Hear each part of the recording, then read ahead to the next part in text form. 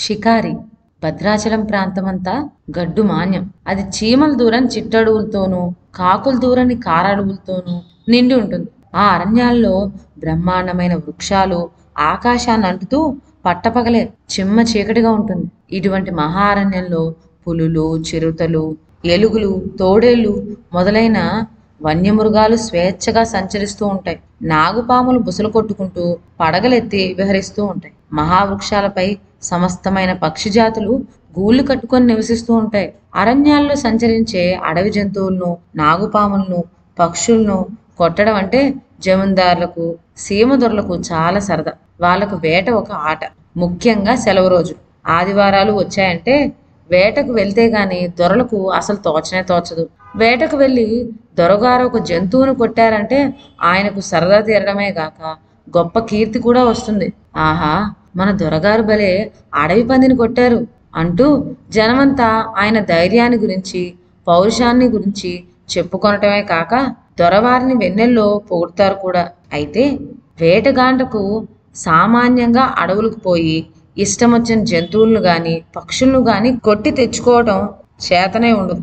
అడవుల్లోని జంతువుల గమనాలన్నీ బాగా తెలుసుకున్న వాళ్ళు కొంతమంది ఉంటారు. వాళ్ళను షికారీలు అంటారు. ఈ షికారీలు జంతువుల జాడ చెబితే దాన్ని బట్టి వేటగాళ్ళు మాటు కాసి వాటిని కొడుతూ ఉంటారు. ఒకప్పుడు మాయవరం నుండి తంగవేలు అనే షికారి వచ్చి భద్రాచల ప్రాంతంలో ఒక గుట్ట మీద మకాం పెట్టాడు. వచ్చినప్పటి నుంచి అతనికి గొప్ప పేరు వచ్చేసింది. అందుకని దొరలందరూ తంగవేలునే సలహా చేసేవారు.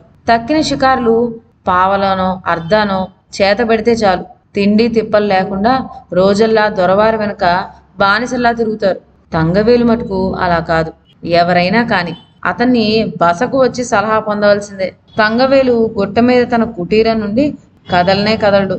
అక్కడే కూర్చొనుండి జ్యోతిష్యుల్లాగా అడవి జంతువుల గమనాలన్నీ తూచా తప్పకుండా చెప్పగలడు. ఫలానా అడవిలో ఫలానా దిక్కు నుంచి పడమటి వైపున ఉండే వాగులోకి ఇన్ని అడుగులు ఎత్తు, ఇన్ని అడుగుల పొడవు గల పెద్ద పులి సాయంకాలం వేళ 3:20 దప్పి తీర్చుకోవడానికని వస్తుంది.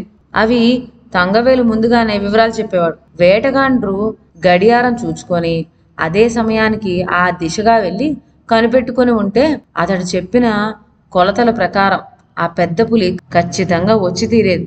ఇలా తంగవేలు చెప్పిన ప్రకారం వేటగాండ్రు జంతువులను పట్టబోయేవాళ్ళు. కానీ చిత్రమేమిటో ఎంతకాలానికి ఒక్క జంతువు వేటగాళ్లకు దొరకకుండా పోయింది. ఒకసారి ఒక జమీందారు తంగవేలు వద్దకు వచ్చి సలహా చేశాడు. తంగవేలు మకాన్ చేసిన గూటుకు ఎదట అడవి ఉండే కొండకు మధ్యన ఒక ఏరున్నది. ఆ ఏటి యువతల నుంచే గురిచూచి కొట్టమని తంగవేలు వేటగాండ్రకు సలహా చెప్పేవాడు. ఇప్పుడు ఈ జమీందారుకు అతడు అలానే సలహా చెప్పాడు. అయితే మనం యువతల గుట్ట మీద ఉండటం చేత గురి తప్పిపోవచ్చు. అవతల గుట్ట మీదనే ఉండి కొట్టినట్లయితే ఒకవేళ గురి తప్పి జంతువు పారిపోయినా దాన్ని వెంటాడుకోవచ్చు అని తలచి ఆ జమీందారు ఏరు దిగి అవతల గట్టుకు పోయి పొంచి ఉన్నాడు. తంగవేలు చెప్పినట్లు సరిగ్గా సాయంకాలం 4:40 కల్లా ఒక పెద్ద పులి బయటకు రాసాగింది. అది 2 అడుగులు ముందుకు వేసిందో లేదో జమీందారు ఢామ్ అని టుపాకీ పేల్చాడు. ఆ దెబ్బకు పులి బాబోయ్ కొట్టబోకు అని మానవ భాషలో అరుస్తూ